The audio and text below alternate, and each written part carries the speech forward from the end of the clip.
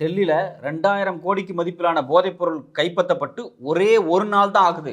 அதுக்குள்ள பாத்தீங்கன்னா குஜராத்தில் 1300 கோடிக்கு போதைப்பொருள் மாட்டியிருக்கு. டெல்லி குஜராத் இந்த 2 கடத்தலுக்கு இடையில ஏதோ ஒரு தொடர்பு இருக்கா? இது குறித்து நார்காட்டிக்ஸ் டிபார்ட்மெண்ட் என்ன சொல்றாங்க? அதானிக்கு சொந்தமான முத்ரா துறைமுகத்தில் 21,000 கோடிக்கு மதிப்பிலான போதைப்பொருள் கையும் களவுமாக பிடிக்கப்பட்டது. அந்த போதைப்பொருளை அனுப்பிச்சது யாரு?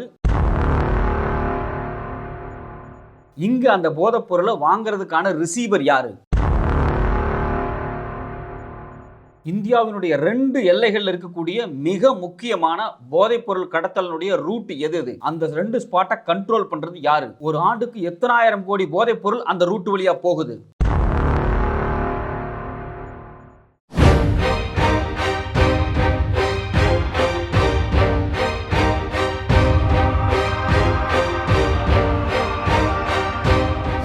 கடந்த சில நாட்களுக்கு முன்னாடி எல்லா பத்திரிகையில வந்த தகவல் என்ன அப்படின்னா, மேற்கு டெல்லியில போதைப் பொருளை உணவுப் பொருட்களோட கலந்து ஆஸ்திரேலியா நியூசிலாந்து நாடுகளுக்கு கடத்திட்டு இருந்த ஒரு கும்பல் மாட்டினாங்க. அந்த கும்பலை யாரு பிடிச்சாங்க அப்படின்னா, டெல்லியினுடைய சிறப்பு போலீஸ் பிடிச்சிருக்காங்க.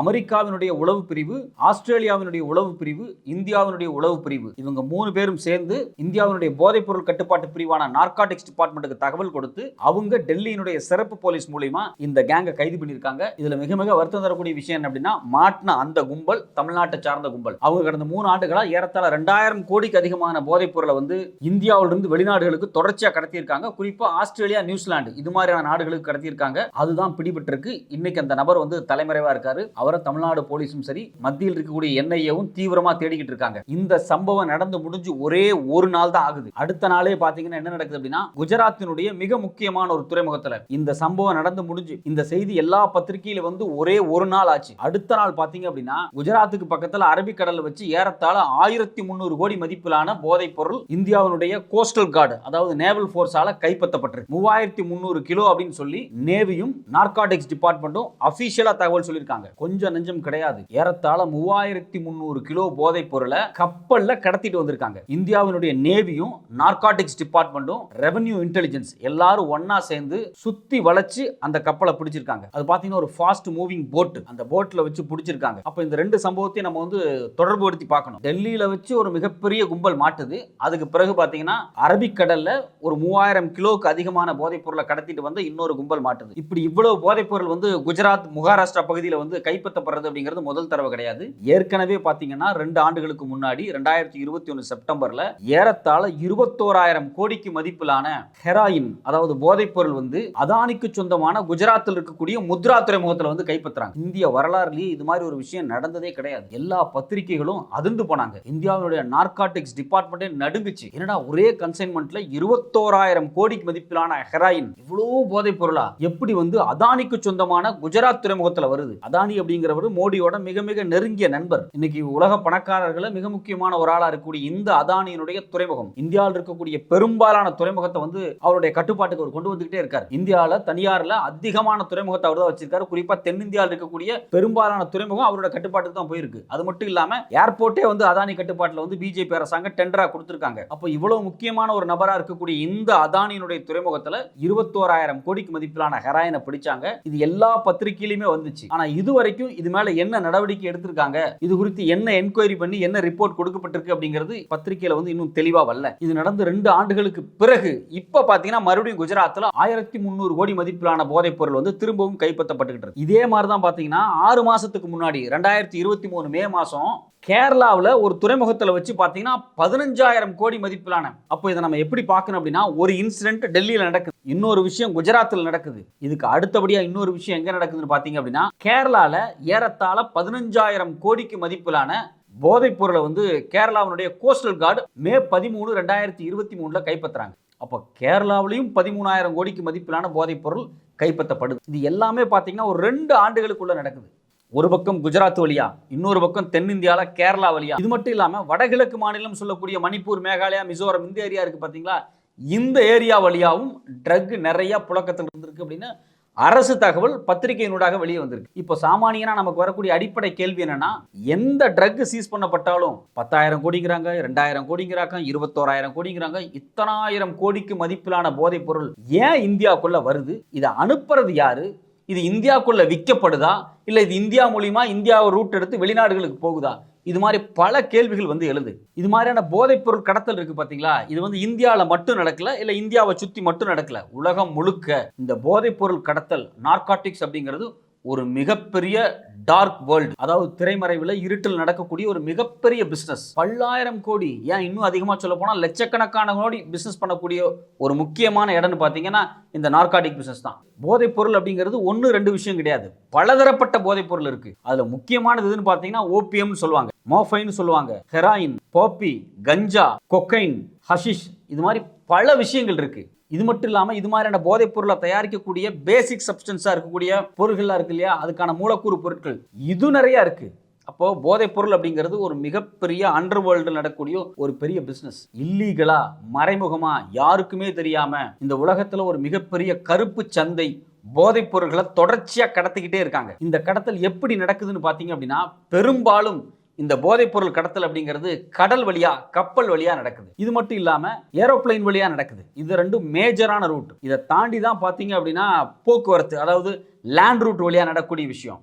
ஆனால் அந்த கடல் வழியாக நடக்கூடியதான் மெஜாரிட்டி அந்த வேர்ல்டில் வந்து போதைப் பொருள் கடத்தலுக்கு பயன்படுத்தக்கூடிய ரூட்ஸ். உலகம் முழுக்கவே பார்த்தீங்க அப்படின்னா இது மாதிரியான நார்காட்டிக்ஸ் ட்ரேட் அப்படிங்கிறது பரவலாக நடந்துகிட்டு இருக்கு. அதில் ரொம்ப மேஜரான முக்கியமான ரூட்ஸ் எதை சொல்லுவாங்க அப்படின்னா இந்த கரீபியன் ரூட்னு ஒன்று சொல்லுவாங்க, பசிபிக் ரூட், அட்லாண்டிக் ரூட். இந்த கரீபியன் ரூட் அப்படிங்கிறது வேற ஒன்றும் கிடையாது, சவுத் அமெரிக்காவில் இருக்கக்கூடிய கொலம்பியா இருக்கு பார்த்தீங்களா, இந்த கொலம்பியா வழியாக நடக்கக்கூடிய ஒரு பிசினஸ். கொலம்பியா, அர்ஜென்டினா, பெரு, இந்த நாடுகளூடாக மெக்சிகோ, அமெரிக்கா இதுக்குள்ள போகக்கூடிய போதைப் பொருளை தான் வந்து இந்த கரீபியன் ரூட்னு சொல்லுவாங்க. இது மட்டும் இல்லாம பசிபிக் ரூட் ஒன்று இருக்கு. இந்த பசிபிக் ரூட் அப்படின்னா உலகம் முழுக்கவே பாத்தீங்க அப்படின்னா இந்த போதைப் பொருள் வந்து பரவலா வந்து அண்டர் வேர்ல்டில் விற்கப்பட்டுக்கிட்டே இருக்கும், கடத்தப்பட்டுக்கிட்டே இருக்கும். பெரும்பாலான நாடுகளில் பாத்தீங்க அப்படின்னா இந்த போதைப் பொருளுக்கான ஒரு தனித்துவமான அவங்க ஒரு ரூட் வச்சிருப்பாங்க. அதுல எப்பவுமே ஒரு குழு தொடர்ச்சியா இயங்கிட்டே இருக்கும். ஆனா உலக லெவல்ல ரொம்ப பரிச்சயமான, ரொம்ப பேசு பொருளா இருக்கக்கூடிய முக்கியமான ரூட் எதுன்னு பாத்தீங்கன்னா கரீபியன் ரூட் அப்படிம்பாங்க. இந்த கரீபியன் ரூட் எதை சொல்லுவாங்க அப்படின்னா நார்த் அமெரிக்காவுக்கும் சவுத் அமெரிக்காவுக்கும் இடைப்பட்ட இடத்துல நடக்கக்கூடிய இந்த போதைப் பொருள் சந்தை. அதாவது சவுத் அமெரிக்கால கொலம்பியா, அர்ஜென்டினா, பெரு இது மாதிரியான நாடுகள் இருக்கு பாத்தீங்களா, இந்த நாடுகளில் தயாரிக்கக்கூடிய போதைப் பொருள் கரீபியன் தீவுகள் வழியா அமெரிக்காக்குள்ள எப்படி போகுது, இது ஒரு ரூட்டா சொல்லுவாங்க. இது மட்டும் இல்லாம இதே கொலம்பியா, அர்ஜென்டினா, பெரு இது மாதிரியான நாடுகளில் தயாரிக்கக்கூடிய இந்த போதைப் பொருள் பசிபிக் ரூட் வழியா அமெரிக்காவுக்கு போகும், பசிபிக் ரூட் வழியா ஆசியாக்குள்ளேயும் வரும். இது ஒரு பெரிய ரூட். இது மட்டும் இல்லாம அட்லாண்டிக் ரூட் அப்படின்னு சொல்லுவாங்க. இந்த அட்லாண்டிக் ரூட் எது அப்படின்னா ஆப்பிரிக்கா, குறிப்பா அந்த வெஸ்ட் ஆப்பிரிக்கா இருக்கு பாத்தீங்கன்னா இந்த நைஜீரியா பகுதியெல்லாம், இந்த வெஸ்ட் ஆப்பிரிக்கா வழியா போதைப் பொருளை கடத்தி கொண்டு போய் அதன் மூலியமா லேண்டில் எடுத்துட்டு போய் அதுக்கு பிறகு ஐரோப்பா நாடுகளுக்கு கொண்டு போகக்கூடிய ஒரு ரூட். இந்த 3 ரூட் தான் பாத்தீங்க அப்படின்னா உலக லெவல்ல ரொம்ப ரொம்ப ரொம்ப முக்கியமான ரூட்னு சொல்லுவாங்க. இந்த Caribbean route, Pacific route, Atlantic route. இது மட்டும் இல்லாம ஆசியால மிக முக்கியமான 2 போதைப் பொருள் கடத்தக்கூடிய ரூட்ஸ் இருக்கு. அந்த ரெண்டுமே பாத்தீங்கன்னா இந்தியாவுக்கு 2 பக்கம் இருக்கு. ஒன்னு கிழக்கு பக்கம் இருக்கு, மேற்கு பக்கம் இருக்கு. ஒன்னு ரூட் எது அப்படின்னு பாத்தீங்கன்னா கோல்டன் கிரசன்ட் ஏரியா அப்படிம்பாங்க. ஈரான், ஆப்கானிஸ்தான், பாகிஸ்தான் இந்த ரூட் வழியா இந்தியாக்குள்ள, அரபிக்கடலுக்குள்ள, இல்லை ஸ்ரீலங்காவுக்கு, மாலத்தீவுக்கு இது மாதிரியான ரூட்டுகளுக்கு போகக்கூடிய ஒரு போதைப் பொருள் ரூட். இன்னொன்னு பாத்தீங்கன்னா இந்தியாவினுடைய வடகிழக்கு பகுதியில் இருக்கக்கூடிய கோல்டன் ட்ரையாங்கிள் ரூட். இது தாய்லாந்து, மியான்மர், வியட்நாம், லாவோஸ் இந்த பகுதியில் நடக்கக்கூடிய போதைப் பொருள் கடத்தல் ரூட். ஸோ இந்த 2 ரூட்டு தான் இந்தியாவினுடைய 2 பக்கத்துல இருக்கு. அப்ப இந்தியாவுக்குள்ள போதைப் பொருள் உள்ள வர்றதும் வெளியே போறதும் இந்த 2 ரூட் வழியா தான் மெஜாரிட்டியா நடக்குது. அதுல குறிப்பா எதை சொல்றாங்க, அதுல குறிப்பா இந்தியாவினுடைய நார்காட்டிக்ஸ் துறை என்ன சொல்றாங்க அப்படின்னா கோல்டன் கிரசன்ட் ரூட் அப்படின்னு சொல்லக்கூடிய ஈரான், ஆப்கானிஸ்தான், பாகிஸ்தான் இந்த பகுதியில் இருந்து உற்பத்தியாகி வரக்கூடிய ஹெராயினா இருக்கட்டும், இல்ல மத்த போதைப் பொருள் இருக்கு பாத்தீங்களா, இது முழுக்க முழுக்க கடல் வழியாவே ஹை ஸ்பீட் போட்டு, இந்த போட்டு வழியாவே பாத்தீங்க அப்படின்னா இந்தியால குஜராத், மகாராஷ்டிரா இது மாதிரி இருக்கக்கூடிய துறைமுகம் இருக்கு பாத்தீங்களா, இந்த ஏரியால இதனூடாக இந்தியாவுக்குள்ள வருது அப்படின்னு ஒரு ரூட் சொல்றாங்க. இது மட்டும் இல்லாம இதே கோல்டன் கிரசன்ட் சொல்லக்கூடிய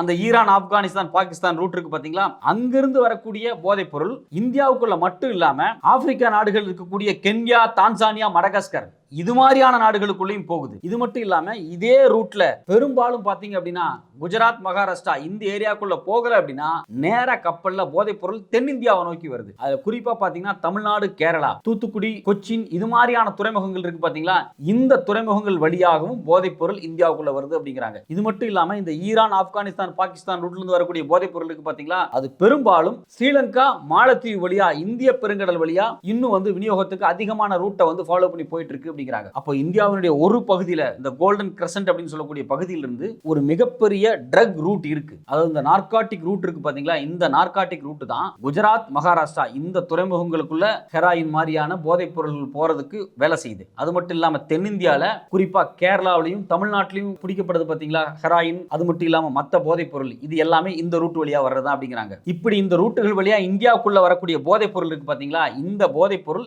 இந்தியால கொஞ்சம் கன்சப்ஷன் ஆகும். அதாவது இந்தியாவில் இது இங்க இருக்கக்கூடிய மக்களால் நுகரப்படும். இது மட்டும் இல்லாமல் இந்த ரூட்டை பயன்படுத்தி இந்தியா மூலியமா வெளிநாடுகளுக்கும் நிறைய ஏற்றுமதி செய்யப்படுது அப்படிங்கிறாங்க. அதாவது வட இந்தியா மூலியமா நார்த் ஈஸ்ட் வழியா இன்னும் நிறைய போதைப் பொருள் இந்தியா மூலியமா கடத்தப்படுது அப்படிங்கிறாங்க. தென்னிந்தியாவை பொறுத்த வரைக்கும் முழுக்க முழுக்க கடல் பகுதியை பயன்படுத்தியே பார்த்தீங்க அப்படின்னா இது கடத்தப்படுது அப்படின்னு சொல்றாங்க. இப்படி கடத்தல்கள் நடக்கும்போது இந்த தென்னிந்திய கடல் பகுதி வழியா போகக்கூடிய ரூட்ல ஸ்ரீலங்கா, மாலத்தீவு வழியா போகக்கூடிய போதைப் பொருள் ரூட் அப்படிங்கிறது மெஜாரிட்டியா பிசினஸ் ஆகக்கூடிய ஒரு முக்கியமான ரூட் அப்படின்னு சொல்றாங்க. அப்ப இந்த எல்லா ரூட்டுமே பாத்தீங்க அப்படின்னா இந்த ஈரான், ஆப்கானிஸ்தான், பாகிஸ்தான் இந்த கோல்டன் கிரசன்ட் ரூட் அப்படிங்கிறாங்க. இது இல்லாம இந்தியாவை சுத்தி இன்னொரு ரூட் இருக்கு. அது என்னன்னு பாத்தீங்கன்னா கோல்டன் ட்ரையாங்கிள் ரூட் அப்படிங்கிறாங்க. இது முழுக்க முழுக்க பாத்தீங்கன்னா தாய்லாந்து, மியான்மர், வியட்நாம், லாவோஸ் இந்த நாடுகள் இருக்கு பாத்தீங்களா, இங்க உற்பத்தி ஆகக்கூடிய போதைப் பொருள், இங்க உற்பத்தி செய்யக்கூடிய போதைப் பொருள். அப்போ இந்தியாவினுடைய 2 பகுதி இருக்கு இல்லையா, இந்த 2 பகுதியிலுமே ஒரு பக்கம் பாத்தீங்கன்னா கோல்டன் கிரசன்ட் ரூட் அப்படிங்கக்கூடிய நார்காட்டிக் ரூட்ஸ் இருக்கு. இன்னொரு பக்கம் கோல்டன் ட்ரையாங்கிள் அப்படிங்கக்கூடிய போதைப் பொருள் கடத்தக்கூடிய நார்காட்டிக் ரூட் இருக்கு. இந்த 2 ரூட் வழியா தான் இந்தியாவுக்குள்ள போதைப் பொருள் வருது, இந்தியாவில் கன்சப்ஷனுக்கு வருது. அது மட்டும் இல்லாமல் இந்தியாவை விட்டு இந்தியாவை மையமாக வச்சு ஒரு பெரிய பிஸ்னஸும் நடக்குது. அப்போது இது மாதிரியான நார்காட்டிக்ஸ் ரூட்டுகளை பயன்படுத்தி உலகம் முழுக்க போதைப் பொருள் தொடர்ச்சியாக கடத்தப்பட்டுக்கிட்டே இருக்குது. ஒவ்வொரு ஆண்டும் லட்சக்கணக்கான கோடிக்கு பிஸ்னஸ் நடந்துக்கிட்டே இருக்குது. இது எல்லாமே அண்டர்வேர்ல்டு பிஸ்னஸ், யாருக்கும் தெரியாமல் திரைமறைவில் நடக்கக்கூடிய பிஸ்னஸ். பல லட்சம் கோடி ஒவ்வொரு ஆண்டும் கணக்கில் வராமல் போதைப்பொருள் கடத்தலில் லாபம் சம்பாரிச்சிட்டு இருக்கக்கூடிய ஒரு பெரிய கேங்கு செயல்பட்டு இருக்காங்க. இந்த கேங்கு பார்த்தீங்கன்னா பலதரப்பட்ட போதைப் பொருளை உற்பத்தி பண்ணுறாங்க, பயிர் பண்ணுறாங்க, கடத்துறாங்க. இதை முழுக்க முழுக்க கள்ளச்சந்தையில் விற்றுக்கிட்டே இருக்காங்க. லட்சக்கணக்கான இளைஞர்களும் லட்சக்கணக்கான மனிதர்களும் ஒவ்வொரு நாளும் இந்த போதைப் பொருளுக்கு அடிக்ட் ஆகி இந்த போதைப் பொருள்னால மிக மோசமாக பாதிக்கப்பட்டுக்கிட்டே இருக்காங்க. போதைப் பொருள் இல்லாத ஒரு இந்தியா, போதைப் பொருளே இல்லாத ஒரு பூமியை உருவாக்குறது தான் எல்லாத்துடைய நோக்கமாகவே இருக்கணும். ஆனால் பார்த்தீங்கன்னா இந்த போதைப் பொருளை விற்கிறதுனூடாக பல லட்சம் கோடியை, பல்லாயிரம் கோடிகளை லாபம் பார்த்து அதில் பணம் சம்பாதிக்கக்கூடிய ஒரு குழு நம்மளை சுற்றியே நிறைய செயல்பட்டுக்கிட்டு இருக்கு. இப்போ இது மாதிரி போதைப் பொருள் கடத்தலை தடுப்பதற்காகவே இந்தியாவில் ஒரு சிறப்பு ஆப்ரேஷன் நடந்துகிட்டு இருக்கு. அதுக்கு பேர் பார்த்தீங்கன்னா ஆப்ரேஷன் சமுத்திரகுப்த் அப்படின்னு சொல்கிறாங்க. இந்தியாவினுடைய கடற்படையும், நார்காட்டிக்ஸ் டிபார்ட்மெண்ட்டும், இந்தியாவினுடைய உளவுப்படை இவங்க எல்லாம் ஒன்றா சேர்ந்து கடல் வழியாக வரக்கூடிய ரூட்ஸ் இருக்குது பார்த்தீங்களா, இந்த ரூட்ஸில் தொடர்ச்சியாக ஆப்ரேஷன்ஸ் நடத்திக்கிட்டே இருக்காங்க. பல்லாயிரம் கோடி மதிப்பிலான போதைப் பொருள் தொடர்ச்சியாக கைப்பற்றப்பட்டுக்கிட்டே இருக்குது. இதில் எவ்வளோதான் போதைப் பொருளை கைப்பற்றி பிடிச்சாலும் இது யாருக்கு போய் சேருது, இந்தியாவில் இதை யார் வாங்குறாங்க, எந்த ரூட்டில் விற்கிறாங்க, இல்லை இந்தியா மூலிமா வேறு எந்த நாடுகளுக்கு சேல் ஆகுது அப்படிங்கிறத கண்டுபிடிக்கிறது மிகப்பெரிய ஒரு சேலஞ்சிங்கான ஒரு விஷயமாக தான் இருக்குது. ஏன்னா கொண்டு வரக்கூடியவங்க மாட்டினாலும் அவங்க யாருக்கு டெலிவரி பண்ண போகிறாங்க, எக்ஸாக்டாக இது எந்த நபருக்கு போய் சேரப்போகுது, யார் மூலிமா வெளிநாடுகளுக்கு ஏற்றுமதி ஆகுது, இல்லை இந்தியாவுக்குள்ளே இது எப்படி பிரித்து கொடுக்கப்படுது, விற்கப்படுது அப்படிங்கிறதுக்கான எந்த ரூட்டுமே தெளிவாக தெரியாதனால இந்தியாவில் இது மாதிரி போதைப் பொருளை விற்கக்கூடிய நபர்களை பிடிக்கிறது அப்படிங்கிறது ஒரு பெரிய சேலஞ்சான விஷயமா இருக்குது. அதனால தான் போதைப் பொருளை கட்டுப்படுத்துறதே அப்படிங்கிறது ஒரு மிகப்பெரிய சேலஞ்சான விஷயமா இருக்குது. அரசாங்க தரப்பிலிருந்து எவ்வளவு தூரம் முன்னெடுப்புகள் நடந்தாலும் இங்கே தனி மனிதர்கள் போதை இல்லாத இந்தியாவையோ, போதை இல்லாத உலகத்தை உருவாக்கணும்னு நினைச்சா மட்டும்தான் இந்த போதைப் பொருளை முற்று முழுதாக தடுக்க முடியும். எவ்வளோதான் புதுசாக ரூட்டை கண்டுபிடிச்சு இந்தியாவுக்குள்ள போதைப் பொருளை கடத்த முயற்சி பண்ணாலும் அந்த ரூட்டை பற்றி பொருட்படுத்தாமல் ஒவ்வொரு தனி மனிதனும் போதைப் பொருள் பழக்கத்துக்கு அடிமையாகாமல் இருக்கிறது மட்டும்தான் எல்லாத்தையும் காப்பாற்றும்.